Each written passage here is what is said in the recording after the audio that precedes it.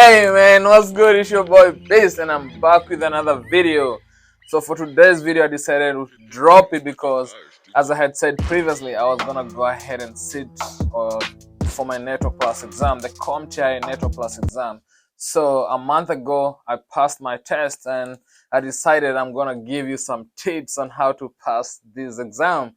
So this exam is kind of like, it's gonna teach you more of like the IT infrastructure and stuff like routing, switching. You're gonna learn about networking, the ports. But before we go ahead, please give this video a thumbs up and subscribe because this is gonna help with the algorithm of this video. So I'm gonna just go ahead and tell you the tips. So the first thing you need to do is you need to download the CompTIA Network Plus objectives, and this is the PDF that I have with me. So you just go through, we're just gonna go through it, and it's gonna show you like the objectives, which I'm gonna read to you. So the first one is the domains that it has, the networking fundamentals that covers like 24% of the exam. The network implementation covers about 19% of the exam. There's a network operations that covers 16% of the exam. There's a network security that covers 19% of the exam. And there's a troubleshooting, which is the last one, which covers 22% of the exam. And you also have the acronyms. So just go through the acronyms and spend time looking at the objective. Make sure you know everything that is in there. You can spend time to actually refresh your mind before you start your studies. So I'm gonna go ahead and put this on the side. Yeah, so also in the objectives are the ports. So make sure you know all the ports. If somebody asks you about port 23, you already know it's telnet. Port 80, that's HTTP. So just make sure you know all the ports. I'm not sure how many ports they are. I know there are about 65,000, but the ones that are tested are probably somewhere around 40. I'm not sure, but yeah, just make sure you know the ports. So the second material, so that is more of like, it's not really like a material, but uh it's more of like a guide that you can use to study. So the first material that I actually used was Professor Messer's exam. So this is free on YouTube. So this is, especially if you don't have the resources to buy or the funds to buy the material that you have to pay, there's free resources. So I normally say utilize the free resources. So the Professor Messer's course on YouTube is actually talking about the same things, and he's put them in a format that the objectives are lined up. So this is the same way. He's gonna start with like the OSI model. So he just follows this order that is on the objectives. So his course is well structured and is very easy to understand. So after I was done with his course, I went ahead and, Udemy is my favorite, and I went ahead and bought the Jason Dion's CompTIA Network Plus course. So these, I think I paid about $14. Normally I get them while they're on sale. When it's not on sale, it could be around $80, $90, but get them while it's on sale. So I got his exam, which comes with one practice exam. So after the course, the course is about, I believe, about 32 hours. So you can easily knock that down in like 2 weeks. So yeah, I did that. I got done. And then that was not even enough. I bought one of his other courses, which has 6 practice exams. So I was able to do the practice exams, and I think I finished all the practice exams, and by the time I was doing like the last 3, I was getting about high 90s, high 80s.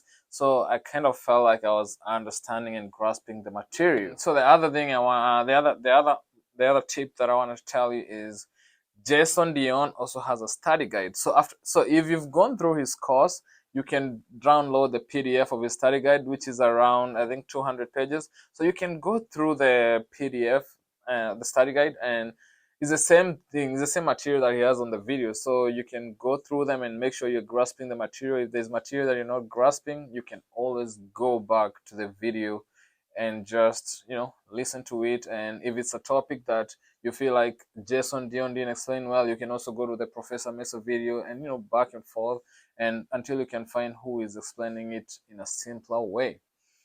The other resource that I bought, and this was not, I didn't buy it. I used it because on my job they gave me a subscription, and this is Cybrary.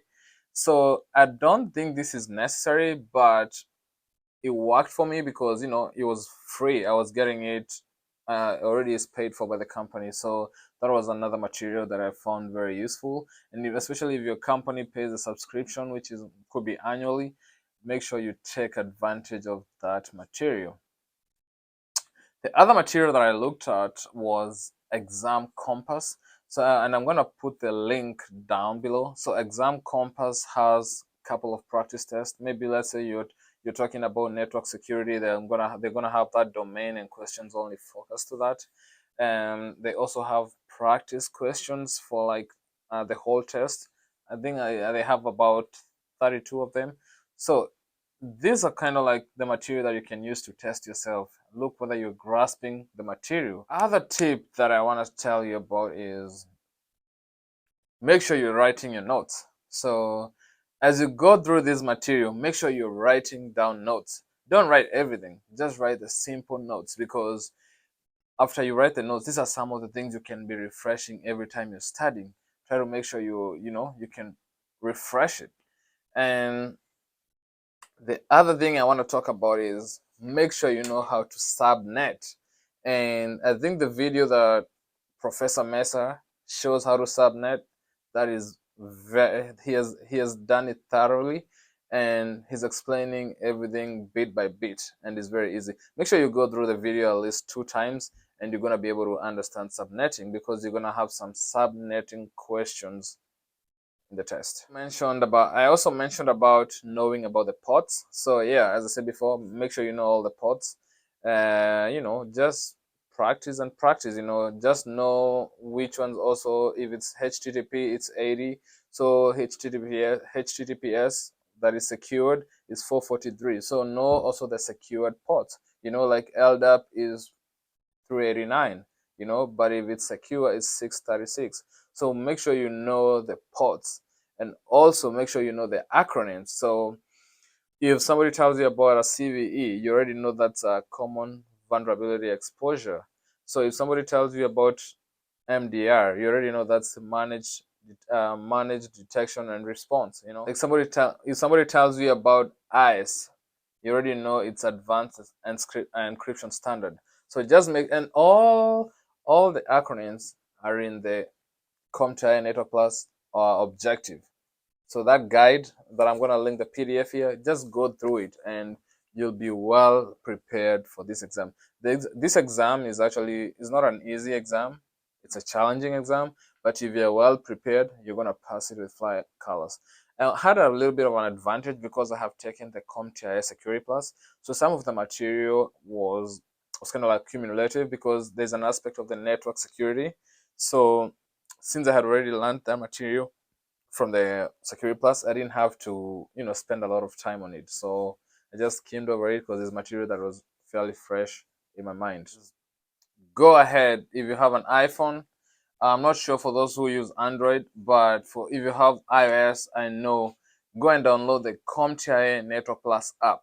It has a list of questions, and they're actually categorized according to the domain, like the network security, network operations, and you can do the test, and it's gonna give you the answers if you don't get them right.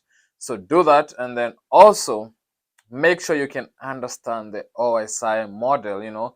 The the layers themselves, like physical, data links, the network, the transport.